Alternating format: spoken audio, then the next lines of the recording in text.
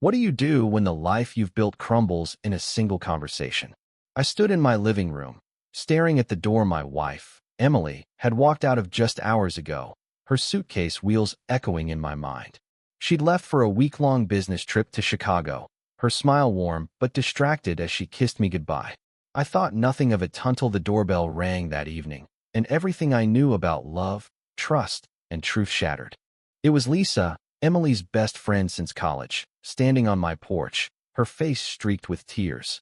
Her hands trembled as she clutched her jacket, her eyes darting as if she feared the world might overhear. "Mark, I need to tell you something," she whispered, her voice breaking.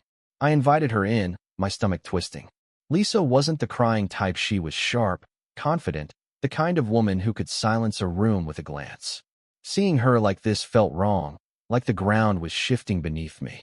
We sat on the couch, the same one where Emily and I had spent countless nights laughing over bad movies. Lisa took a shaky breath, her fingers twisting a tissue into knots.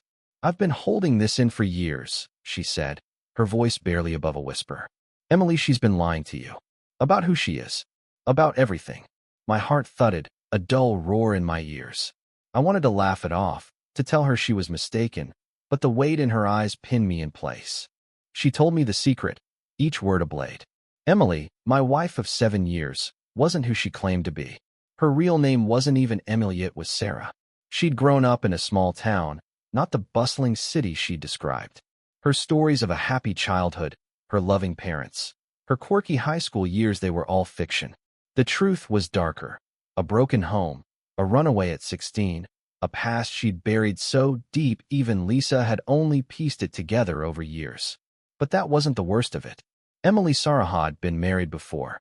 A brief, volatile marriage she'd never mentioned, to a man who, according to Lisa, still searched for her. I felt the air leave the room. My wife, the woman I'd shared my dreams with, who knew every corner of my soul, was a stranger. I thought of her laugh, her gentle touch, the way she'd hum while cooking breakfast. Was any of it real? Lisa's tears fell harder as she apologized, saying she couldn't keep silent anymore, not after seeing how much I loved her. "You deserve the truth," she said, but the truth felt like a theft. The next few days were a blur. I couldn't eat, couldn't sleep. I stared at our wedding photos, searching for signs of the lie. Had her smile been forced? Had her vows been hollow? When I called her, her voice was cheerful, oblivious to the storm inside me. "Miss you already," she said, and I nearly broke. I wanted to scream, to demand answers, but I didn't. Not yet. I needed to see her face, to know if the woman I loved still existed behind the mask. When Emily returned, I was waiting. The house was quiet, the air thick with unspoken questions. She dropped her suitcase, her smile faltering as she saw my expression.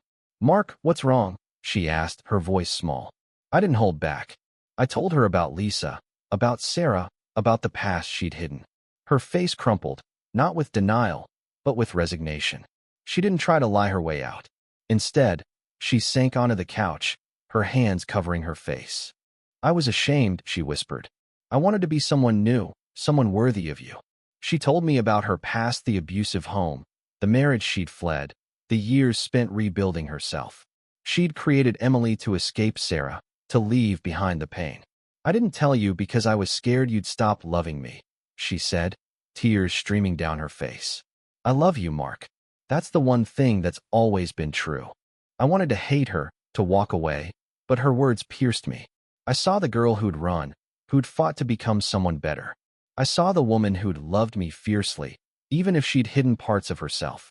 But trust is a fragile thing once broken. It doesn't fit back together the same way.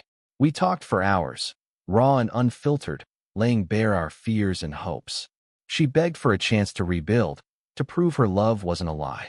I didn't have answers that night. I still don't. Forgiveness is a journey, not a destination, and I'm walking it one step at a time. Emily Sarai is still my wife, but she's also someone new, someone I'm learning to understand.